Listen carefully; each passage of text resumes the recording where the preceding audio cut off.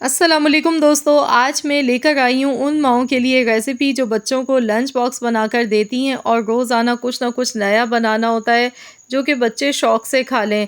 अगर आप भी चाहते हैं कि आपके बच्चों का लंच बॉक्स खाली होके घर वापस आए, तो आप इस रेसिपी को बनाएं। बच्चे इसके आगे पिज़्ज़ा, बर्गर सब कुछ भूल जाएंगे। बहुत ही मज़ेदार रेसिपी है। सबसे बड़ी बात यह है कि कम खर्चे में और बहुत ही आसानी से आप इसे झटपट से मिनटों में बना सकते हैं। तो ये स्नैक्स बहुत ही मज़े के बनते हैं। ब्रेड के साथ इसे हम बनाएंगे। जैसा कि आप देख सकते हैं, मैंने यहाँ पर ब्रेड के 4 पीस लिए हैं। तो अब हमने इसे काट लेना है। इसके जो साइडें हैं, कॉर्नर्स हैं, ये हम नहीं हटाएंगे। बस इस तरह से 2-2 पीसेज़ में इसकी हमने कटिंग कर लेनी है। तो फ्रेंड्स, स्कूल जाने वाले बच्चों की तो अब हो जाएंगी मौजें। बच्चों के साथ साथ बड़ों की भी मौजें हो जाएंगी अगर आप इसे बनाएंगे टी टाइम स्नैक्स के तौर पे, या फिर कोई ख़ास मेहमान आ जाते हैं। ये इतने मज़ेदार स्नैक्स बनके तैयार होते हैं कि आप भी इसके फ़ैन हो जाएंगे और बार बार बनाएंगे। तो चलिए अब इसके लिए फ़िलिंग तैयार कर लेते हैं। इसके लिए आलू बॉयल करके मैंने पहले से रखे हुए थे। तो आलू यहाँ कम्प्लीटली एकदम ठंडे हो चुके हैं।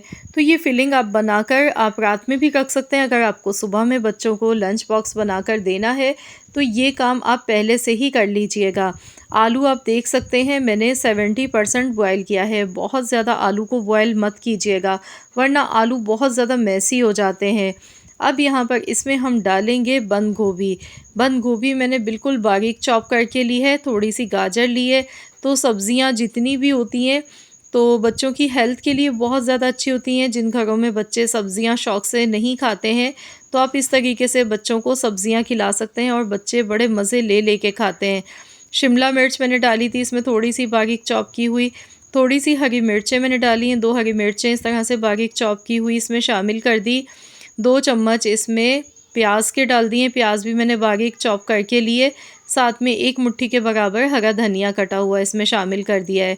अब इसमें मज़ीद फ्लेवर बढ़ाने के लिए टोमेटो केचप इसमें जाएगा 2 टेबल स्पून भर के। टोमेटो केचप से बहुत ही मज़ेदार इसकी फिलिंग बनके तैयार होगी। इसमें नमक 1 टीस्पून मैंने डाला है।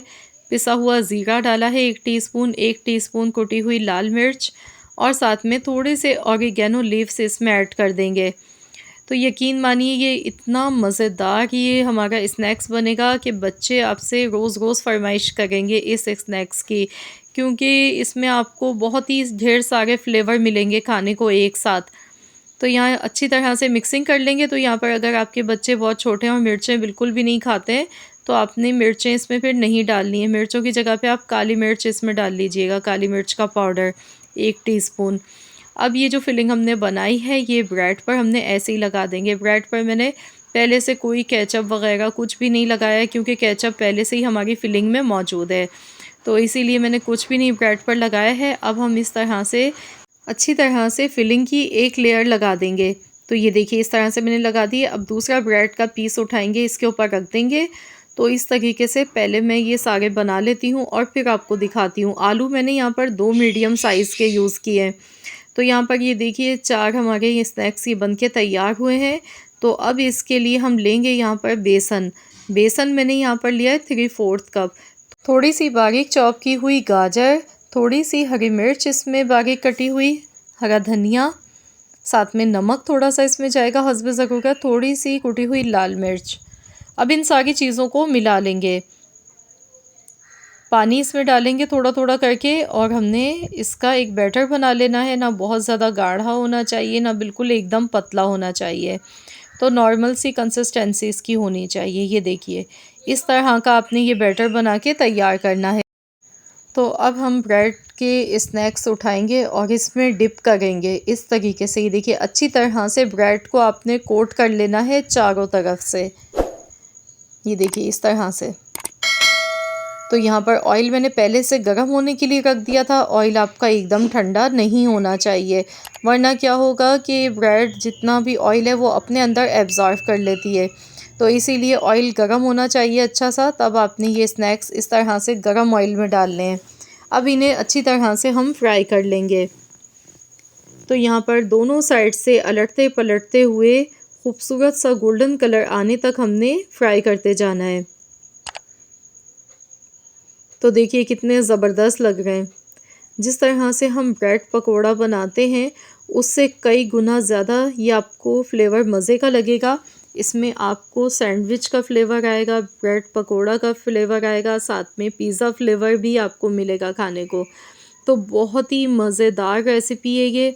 तो आप लोग इसे बनाएंगे तो मुझे पूरी उम्मीद है कि इंशाल्लाह ताला आप लोग ज़रूर एंजॉय करेंगे, मज़े ले लेके खाएंगे आपके बच्चे, क्योंकि ये बहुत ही मज़े के स्नैक्स हैं और मेरी गारंटी है कि लंच बॉक्स आपको खाली घर पे मिलेगा।